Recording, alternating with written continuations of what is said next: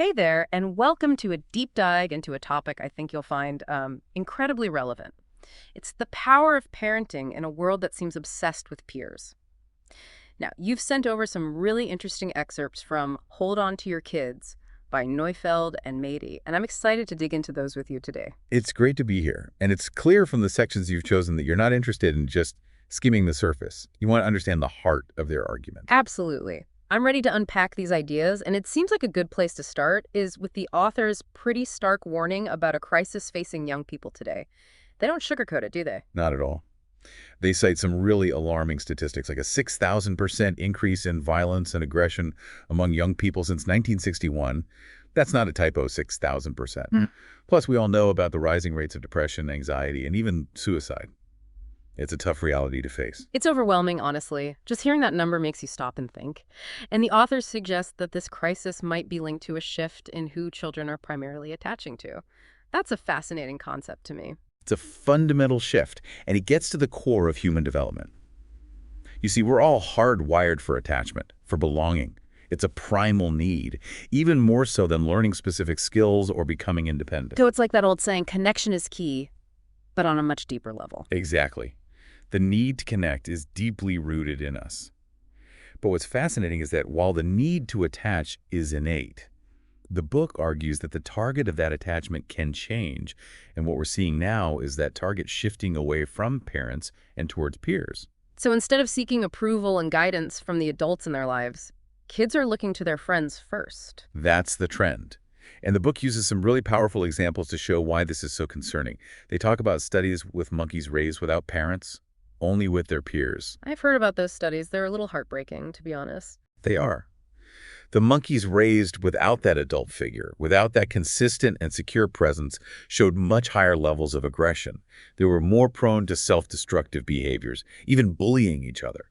It paints a stark picture of what happens when that fundamental attachment figure is missing. It's like they never learned how to regulate their emotions or form those healthy bonds because they never had that secure base to begin with. Exactly. And there's another example from the animal kingdom that really drives this point home.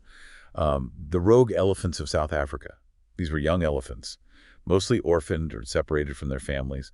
And they were known for going on these destructive rampages, even killing endangered rhinos. I remember reading about that. It's tragic. But how does that tie into this idea of attachment? The authors suggest that these elephants, because they lacked the guidance and protection of their mothers and older females in the herd, never developed the social and emotional skills they needed to thrive. It speaks to the importance of having those strong, mature attachments in those formative years. And it makes you wonder if it's true for elephants.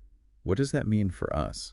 It's a sobering thought. So given all this, how can parents reclaim their place as the primary attachment figure in their kids' lives, especially in a world that feels saturated with peer influence? That's the million-dollar question, Yeah. right? And one of the most important things the book emphasizes is that parental power, true influence, doesn't come from force or control. It's not about laying down the law or manipulating kids with rewards and punishments. That makes sense. Trying to control everything can often backfire, leading to more resistance and rebellion. So where does this power actually come from then? It comes from a child's healthy dependence on their parents. I know that might sound counterintuitive in a culture that prizes independence above all else. It does go against the grain a bit, doesn't it? It does. But think about it this way.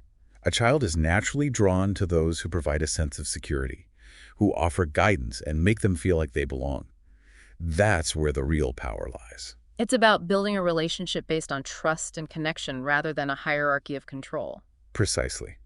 The book argues that when parents rely too heavily on things like bribery or coercion, it erodes the very connection they're trying to build with their child. It creates this cycle of counterwill where the child is constantly pushing back, resisting. So how can parents break that cycle and foster that kind of healthy dependence, that sense of security? The book talks about the importance of what they call the attachment dance. The attachment dance. Tell me more. It's about those small, everyday gestures of warmth, interest, and delight that naturally draw a child closer.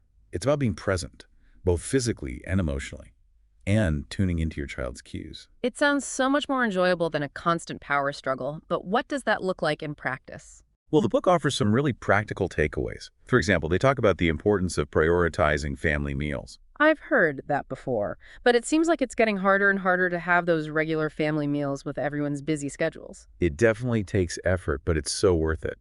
And the book highlights how, in some cultures, like in Provence, family meals are almost sacred.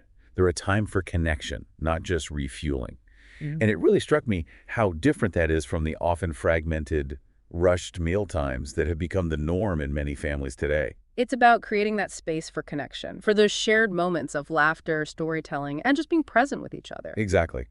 The authors also encourage parents to create their own unique family rituals and traditions. It can be anything from a special bedtime story to a weekly game night, anything that creates a sense of connection and shared meaning.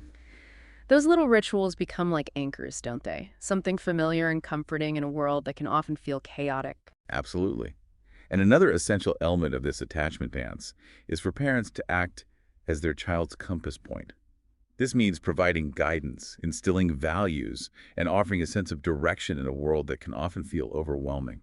That feels especially crucial in a world where kids are bombarded with messages from their peers and social media, pulling them in so many different directions. Absolutely. When children are securely attached to their parents, they naturally look to them for guidance on how to navigate the world. They're more likely to internalize their parents' values and are less swayed by the whims of the peer group. It's about providing that strong foundation, that inner compass, so that even when they do encounter those inevitable challenges, they have that internal sense of what feels right, what feels true to them. Exactly. They use this great example in the book of a young boy who's being bullied. Yeah. And when the bully was hurling insults at him, the boy simply said, "My daddy says I'm a soccer player." Wow, that's such a powerful illustration of how a child's sense of self can be so deeply rooted in that secure attachment with their parents. It's about internalizing that love and acceptance so deeply that it becomes part of their identity, their armor against the outside world. And this strong sense of self is crucial for navigating the vulnerabilities of childhood and adolescence, which, as we'll explore more, is something peer orientation often undermines. Speaking of vulnerability, the book dives into some interesting ideas about how this intense focus on peers can actually make kids more vulnerable, not This less. is a critical point. Yeah, You see, when children are primarily attached to their parents, they have this buffer, this safe haven from the inevitable ups and downs of peer relationships. because parents ideally provide that unconditional love and acceptance that's much harder to find in the often fickle world of peer groups, right? Exactly.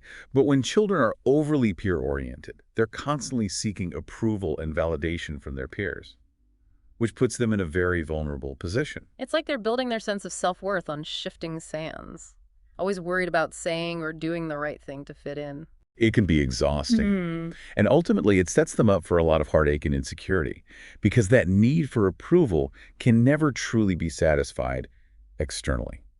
In fact, the book draws a parallel to studies done on young children who were separated from their mothers for extended periods. When these children were finally reunited with their mothers, they often exhibited signs of detachment, even alienation. It's like they built up these walls to protect themselves from that pain of separation. But in doing so, they closed themselves off from forming those genuine connections they so desperately craved. Exactly. And that emotional shutdown can have some serious consequences, especially when it comes to learning from mistakes and navigating the complexities of adolescence. Which leads us to a topic I know is of particular interest to you, the alarming trend of precocious sexual activity among young people. It feels like we're hearing more and more about younger and younger kids engaging in sexual behaviors, but it's not just about hormones, right? Absolutely not. The book really emphasizes that early sexual activity is often a symptom of something much deeper. It's intertwined with attachment, vulnerability, and a lack of maturity. So you're saying these kids aren't necessarily ready for these experiences emotionally, even if they think they are. Precisely. They might be seeking that feeling of connection, that intensity, but without the emotional maturity to understand the complexities or the potential consequences, they're looking for something to fill that void, that need for belonging, but they're looking in the wrong places. And that's where the danger lies, because they're more susceptible to pressure and manipulation, like in that example the book gave about that 13-year-old girl, Jessica. It's a heartbreaking example. She felt pressured by her friends to do something she wasn't ready for, just to prove she belonged. And sadly, her story isn't unique.